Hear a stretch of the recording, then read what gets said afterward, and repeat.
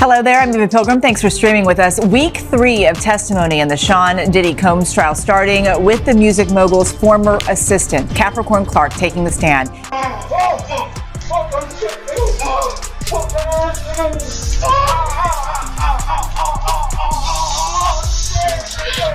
Why would we need a 50-foot bed? I mean, TD Jakes ain't small. I'm just saying. If it's a group thing, it's a group thing.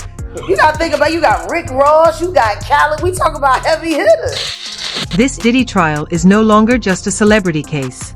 It's turned into a full-blown media storm.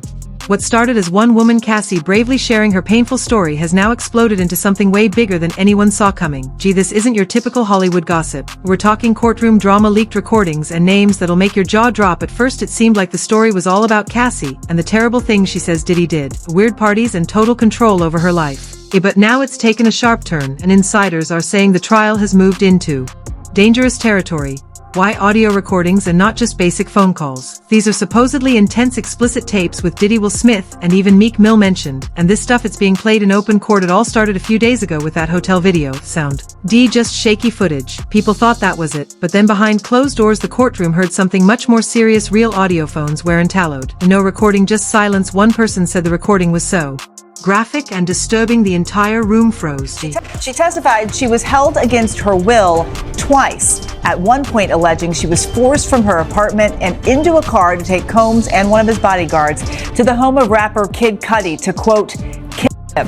Cudi was dating his ex, Cassie Ventura, at the time.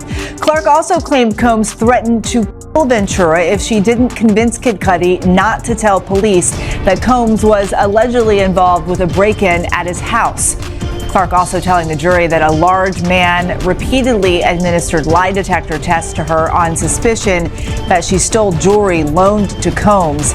She testified that this man said if she flunked the test, they're going to throw you in the East River. Right after the audio played, the court announced a new list of witnesses. It's not random people chasing fame, but folks who were once close to Diddy, ex-artists, former staff, and party guests, people who were there, people who saw things. So now some of them are finally ready to speak up under legal protection. One of those people, Dawn Richard, you might know her from Danny Kane, a girl group Diddy once managed. She testified, and when she left the courtroom, she looked completely drained. Sources say she backed up Cassie's claims.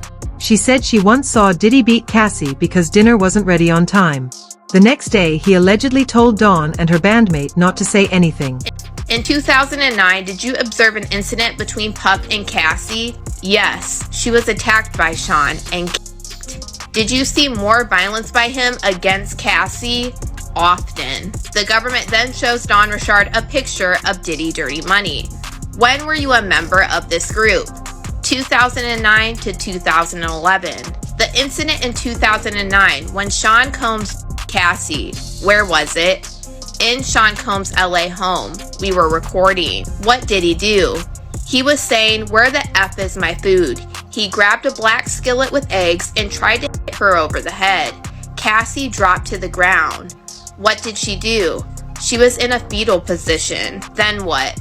Sean Combs was kicking her in the head and the body and then dragged her up to the first floor. Glass was breaking and yelling. I was scared for her and for me too. Did you intervene? No. Did you call the police? No. The next day, what happened? He said it had been passionate and she was okay, and that it would be better if we didn't talk, that people could end up missing. How did you understand that? Death. Diddy's team then yells objection. Then the judge calls a sidebar and ends her testimony for the day. But Dawn Richard will be back on Monday to give the rest of her full testimony against Diddy. But right before they brought Dawn Richard in, they actually had a Homeland Security agent testify against Diddy about when they came and arrested him to take him to jail. So let's go ahead and get into that. The government asked, when Sean Combs was arrested, where did you go? The Park Hyatt Hotel, room 2115, where he was staying. They show a picture to the jury of his hotel suite, and what did you do? We assigned a letter to each room and began to search. What was your role? I took photographs of items and then signed them on the 6051 form. What was found in the closet? They then show a picture to the jury, and it was plastic bags full of Johnson & Johnson baby oil and Astroglide bottle. Then came a quiet moment that spoke volumes. Diddy's daughters walked out of the courtroom pale and silent. Not a word, not even a glance at the cameras. People say this happened right after that audio was played. Their reaction made everything feel even heavier. What you're saying reaches the ears of Will Smith, and he needs to get at least, if there's smoke, there's fire, let me grab a fan.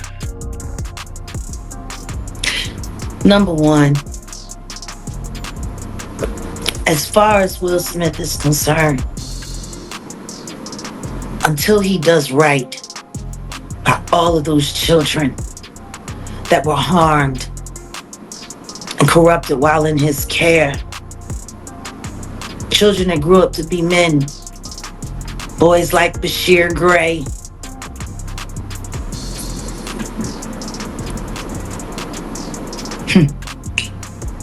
August Alsina, your own son. Like, your own son.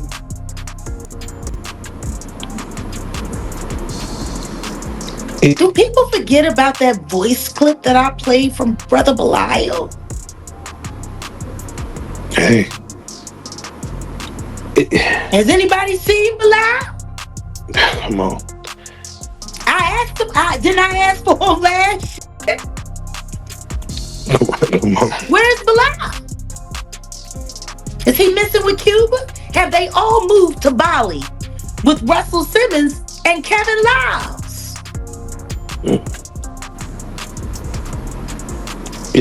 I would always say it is interesting when you speak on, Jaden Smith, and you see the hug with Justin Bieber, and then for Bashir, you see him all of a sudden fighting over Sydney Starr with Eddie Winslow. It does question what happens in the entertainment industry that makes someone go into just being very close with men on men contact. It's interesting, I'll say the least. You want to know the thing that bothers me most about Bashir Gray?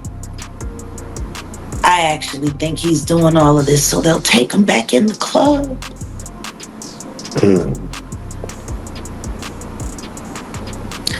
And they're not. They're gonna keep gaslighting you and playing with you, promising you one thing or another. And then Will Smith's name came up loud and clear, are not just gossip but connected to the actual court audio.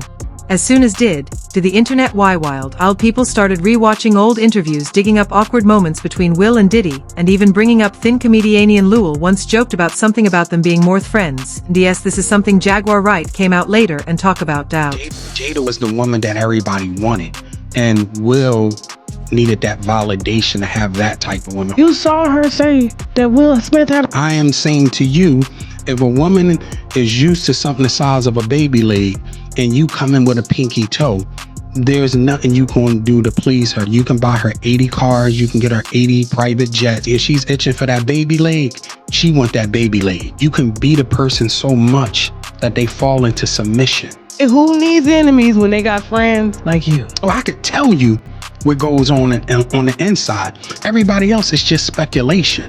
Somebody told me my picture's in the book. Your picture's in the book and your name is in the book. So I'm just like, you're doing some real elegant flip. I'm blowing you up. I love that. I'm blowing you up. This is what Jada makes the new people do. And I ain't gonna say new, they probably been there after myself, right? They will make you check into a rehab.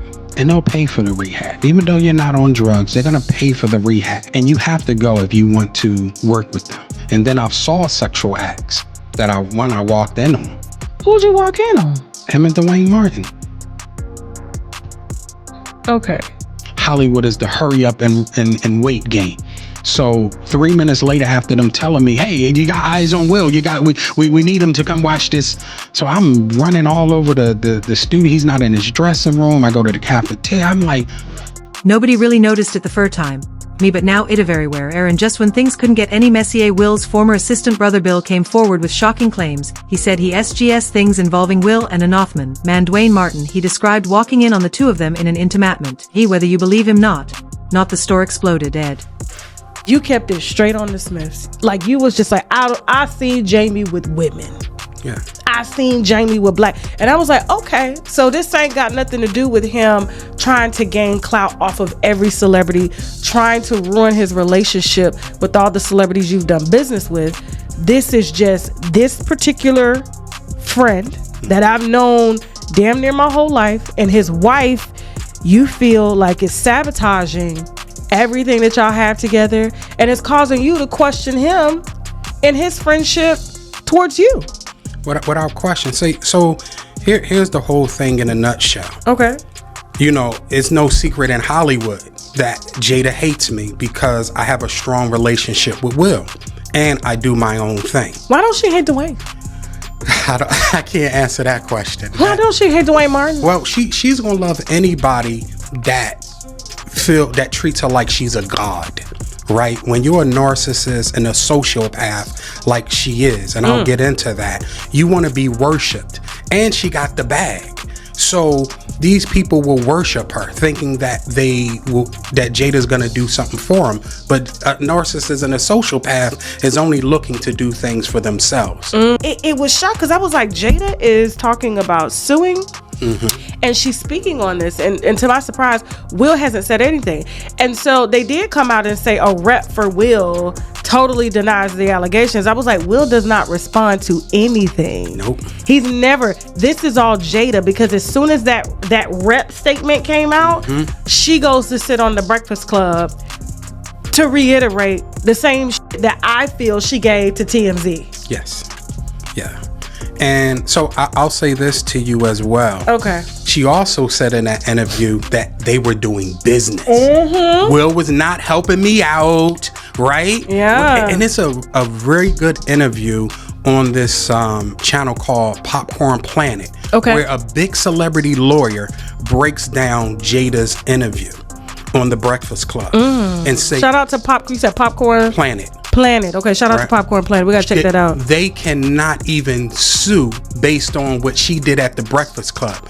Had Jada not went to the Breakfast Club, I would have been sued already. And just for the record, I haven't been sued yet. Have you been sued by Jada? Nobody's contacted me at all. Okay, so, and let me answer your other question. The reason Will responded, the reason why Jada responded, because they know it's true. Will's never responded, and they responded in less than 9 hours. They did. That was a fast response. That was because he know what I saw in that dressing room. He know other things that I saw. You said it was murder. Yes, Dwayne Martin's a serial killer, because Will's not the only one, and we're gonna get into that later on too. So basically, Jada's interview did two things. It makes me now, me and her at war. I'm gonna put Will to the side. Will is to the side. Me and Jada, I will say this because I know you're watching. I know Karen Tense is watching. Who's Karen Tense? That is her PR person for years. Okay. Right? I know they're watching. Jada, you're a bald head liar and you're a drug addict. Right? Oh God. You did not sue me. You told the world that you were going to sue me. As of yet, and you said you're going to do it swiftly. It's been over 2 weeks. So Jada, I'm giving you 2 more weeks to sue me. If you don't sue me, this is what's going to happen. All the sex parties, right? And the men that you hit with dildos, I'm naming names, right? All the salacious stuff that you have done and hurt other people, I'm naming names. Because now what we got to do is we got to force her to say she lied. Lewell also corroborated this, as claiming Will and Dwayne Smith were more intimately connected than people thought. The rumors of Will Smith being gay and having gay relations with who was it with? Diddy. I know, right? Hold on. So apparently Will's assistant, which I don't know if this is true or not. I mean, the whole thing sounds fishy because the same guy tried to interview on my platform and I said no, but he claims he saw Will Smith with Dwayne Martin. Oh yeah. I know nothing about this. this is crazy. I mean, well, you should interview Tisha. Tisha Campbell, who was married to Dwayne Smith. That'd be an interesting interview. Wouldn't it? It would. You know her? I do. All right, let's make some phone calls. I don't know. But I mean, and then there's, what would be said and what wouldn't be said. But, I heard more rumors about Dwayne than Will. Oh, you heard rumors about Dwayne? Oh. I heard some rumors about Will and Jada, which I won't mention because I'll get sued. Suddenly, every old picture or video of Will and Diddy hanging out started to look suspicious. Will tried to shut it down fast. He said, "I'm nowhere near that man. I didn't do any of that stupid stuff." But it backfired hard. The internet flooded with proof of them hanging out together at parties and events everywhere. People started to feel like they'd been LTO to then Meek Mill's name came up during the co-audio, and things got even more chaotic. Unlike Will, who stayed mostly calm, Meek had a total meltdown online. His Twitter feed blew up with defensive posts. But instead of helping, it made people even more suspicious. Where is that? He's dressing the same he dressing like Diddy? Hugged up with Diddy? I think that Lil Rod know a lot of but I know this. Two men dress alike, it's just like two men laying down. When they both get up, they both homos. And that's real talk, bruh. My man, you go to a party, dog, and the nigga got the same shirt you got on, I'm taking my shirt off. I'm walking around in a t-shirt. And then, not to blow Meek Mill up out the water or anything like that, it was said that they checked his Google search and all the other shit, and he was searching for some online gay porn and all the other shit like that. Oh, wow. That shit is crazy, bro. But listen, those are what,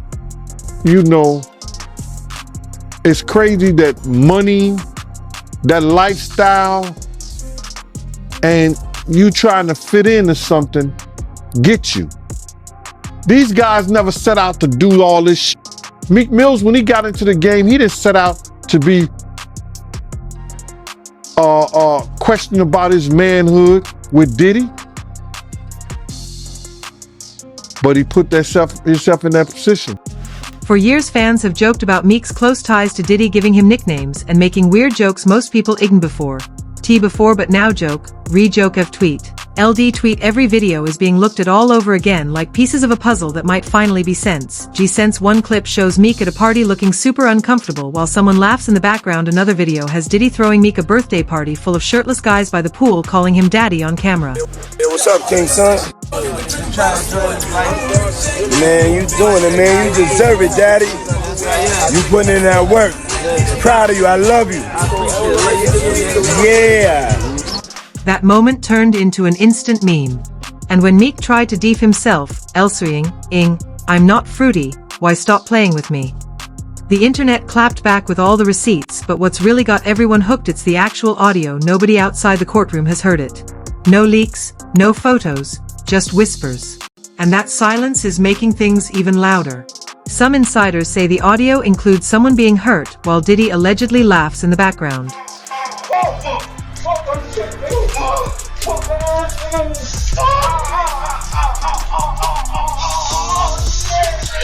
That's the level of disturbing we're talking about. Some say the tapes are being kept quiet to protect the people involved. Maybe it's about privacy or dignity. But others think the tapes are just too explosive, that they could expose powerful names, people with money, status, and influence. If those taunts ever come out, it might ruin reputations. It could end careers, ruin business deals, trigger lawsuits, and even bring new people into the spotlight. People we haven't even heard about yet. And that's what really has people talking.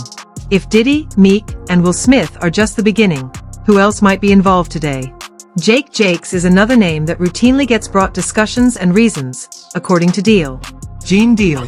How you feel about these rumors surrounding, Diddy and TD Jakes? I'm looking at him as a saint going to a party that ain't nothing but sin. Drinking, maybe fornication, man on man, woman on woman, he on she. But maybe he there to lay some hands on somebody. Maybe he there to save some souls. I know he got a contract with Revolt. If the news coming out of the courtroom is anything to go by, the web of Diddy's deceit and cruelty was gigantic to begin with. A lot. Eva, she testified that Sean Combs at one point threatened to Kid Cudi after finding out that he began dating Cassie Ventura. But she talked about 3 distinct episodes as prosecutors today started to home in on one of the elements of the alleged racketeering conspiracy, and that's kidnapping. Capricorn Clark said in 2004 in New York, she was forced to take a lie detector test for 5 days straight on suspicion of stealing jewelry. In 2008, she said Sean Combs charged at her and kept shoving her with his hand. She demonstrated for the jury until pushing her all the way out of his house in Miami Beach when she said that she hates it here and forced her out of the house. And then in 2011 in Los Angeles is when she says she was forced at gunpoint into a car to go to Kid Cudi's house because Sean Combs was very upset. Aaron, Clark painted a picture of what it was like to work for Combs, saying she even had to take a lie detector test. Why did she have to do that? This goes back to July 4th weekend in the Hamptons. Sean Combs was hosting one of his now famous white parties, and he was able to wear 3 very high-end pieces of jewelry loaned to him by Jacob the jeweler. And after the party, Capricorn Clark was supposed to take possession of the jewelry and bring it on a private plane to Miami Beach, where Combs was headed. And on her way to the airport, she realized the bag wasn't there, and she said that she suspected it was an inside job. But apparently Combs and one of his bodyguards, a guy by the name of Uncle Paulie, that's how he was known, ended up taking her to what would be the headquarters of Bad Boy Entertainment. At the time, it was on 40th Street and Broadway. This was going to move uptown into the upper 50s, but the building wasn't finished, and she recalled for the jury being taken to a dilapidated space. There was only a folding table and chairs, and she remembered a huge guy, 5 times her size, chain smoking, and hooking her up to a lie detector machine every day for 5 days straight, and threatening that if she failed the test, she'd be thrown into the East River. This whole thing stopped being just about Diddy and Cassie weeks ago. Now it feels like the lid's being pulled off bigger. Bigger, a hidden world behind all the fame and red carpets, a world that might have been doing shady things for years, and the only reason we're hearing now is ice out it. Now the feds are 10 in heat. The heat and the people who say they've been hurt finally feel brave enough to speak up. Ben suggested that, she just loved Sean Combs, and how could any of this be true? She said, look, he blackballed me in the music industry, stymied her as she tried to get other work, and so eventually she felt like she had no choice but to return to Sean Combs, and that's why she was so eager to work for him. I'm curious what Combs' response was hearing this in the courtroom. He was a really active defendant today. For the whole trial, he's been listening intently, scribbling notes, but on several occasions, as Capricorn Clark was testifying, he would whisper into his attorney's ear, and Mark Agnifilo would then jump up to object when Capricorn Clark was trying to make a point. So he clearly did not remember the course of events that she described today the same way that Capricorn Clark did, and it was almost as if he was directing some of the cross-examination. Aaron Kotursky for us there outside the federal court in Manhattan. Thank you so much. And here to dig into the start of week 3 of this trial is ABC News legal contributor Brian Buckmeyer. You've been in the courtroom almost all of this trial, right? So whose testimony so far do you think has been the most significant? Well, I think the obvious answer has got to be Cassie Ventura. Cassie Ventura for a number of reasons. One, according to the government, she is victim number 1, and she does describe a lot of the allegations that the government is putting forward against Sean Combs, whether it be the racketeering conspiracy as to how this criminal enterprise operated, the different players. She's named a few of the security guards, for example, D-Rock, Rubin, also the sex workers and dancers who participated in these freak-offs. She's named them all because she participated in hiring them, according to her, because Sean Combs made her do so. And then, of course, just hearing the other details, like Kid Cudi's car being hit with a Molotov cocktail. That's really giving us direction as the case continues. So now we're stuck. The trial keeps moving. The internet keeps digging, and the people allegedly involved are acting like it's business as usual. But that can't last forever. This story isn't going away. The internet forge it, and fanned it, and when people feel like the truth is being hidden then they only get more determined to fit. We were already seeing more details come out from people who have always talked about Diddy's ways. And the Punisher was being directed by Diddy while he was doing the stuff to punish Cassie. Now, he could not look at Diddy, and as they go on in that whole scene and stuff like that, Diddy gets mad at him because Diddy tried to look him in the eye, or he tried to look Diddy in the eye or something like that when he was doing Cassie and Cassie was doing Diddy. It was some crazy stuff like that, man. But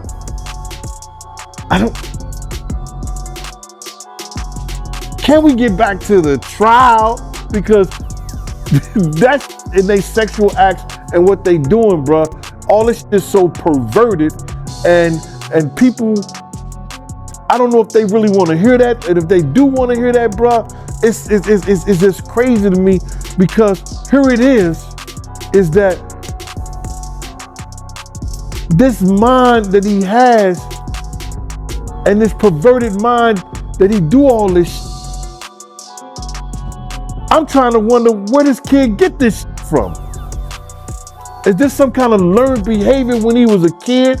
Because you know his mama used to have those sex parties. His mama used to have those, and he used to see this shit and see some of this stuff. So is this him acting out his childhood fantasies that he saw back when he was a kid, or what? I don't know, bruh.